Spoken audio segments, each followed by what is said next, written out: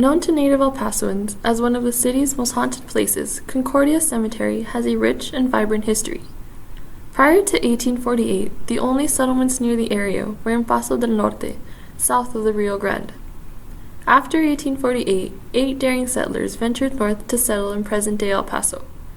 From those 8 settlers emerged Hugh Stevenson, a trader from Missouri. Soon after arriving in El Paso, he married Juana Azcárate, daughter of a wealthy Mexican family. Marrying into wealth, he acquired the land that became Stevensonville, which included the family ranch, a chapel, and a family plot. Unfortunately, the first person to be buried on that property was Stevenson's wife, Juana Maria Azcárate de Stevenson, who was gouged to death by a pet deer in 1856. Her burial site is said to have been next to the chapel, but today the location remains unknown. A historical marker has been placed in her honor at the entrance of the cemetery. As a result of the Civil War, the Stevensons lost their land, but it was reclaimed years later when a son-in-law purchased the property. In the 1860s, part of it was sold to the military, and Camp Concordia was founded.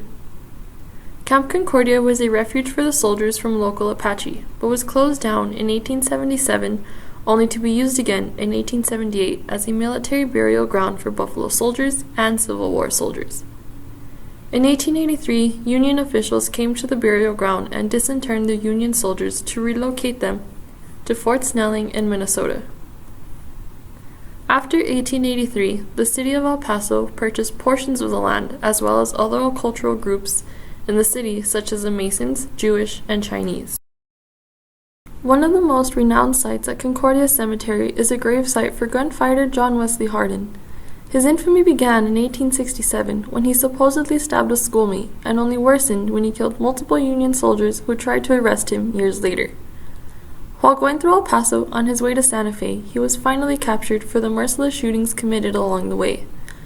During his time in jail, he studied law, and upon his release opened his practice in El Paso. While practicing law, he had an affair with the wife of one of his clients, leading him to hire a group of hitmen to kill his client, Martin Morose.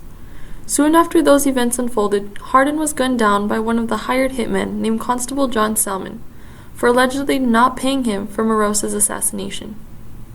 Hardin's eternal resting ground is now at Concordia Cemetery, and is memorialized by an enclosed gravesite with iron bars and welded initials. Hardin was revered in his era by his peers as a pillar of society for his unfearing attitude towards life. Today he is remembered by many, including the John Wesley Hardin Society, the Concordia Heritage Association, and historians alike, as a gunfighter that did not kill anyone unless it was necessary to save his life or others around him, as he grew to be a man who cherished family. The Paso del Norte Paranormal Society sponsors monthly ghost tours through Concordia Cemetery.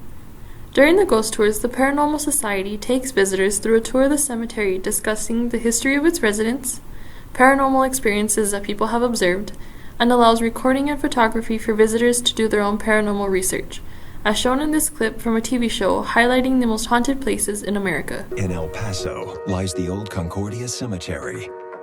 The graveyard dates back to the 1800s and is the resting place for the infamous gunslinger John Wesley Hardin, who is said to have killed more than 40 men. The Paso del Norte Paranormal Society captured this video of the cemetery's gates eerily opening on their own. Some believe it's the ghost of John Wesley Hardin trying to escape. The Paranormal Society works closely with the Concordia Heritage Association to ensure the history is accurately retold to visitors. The Concordia Heritage Association keeps records of all people buried there, a history of the cemetery current with any new research, as well as provide oral history to anyone interested in learning about the cemetery. The Heritage Association is responsible for groundskeeping and contracting security for the cemetery at all times. The Paranormal Society and the Heritage Association organize events like the Ghost Tours, Dia de los Muertos Festival, and monthly tours called A Walk Through History. To experience its history for yourself, Concordia Cemetery is open 365 days a year, from 8 a.m. to 5 p.m. in the winter, and 7 a.m. to 8 p.m. in the summer.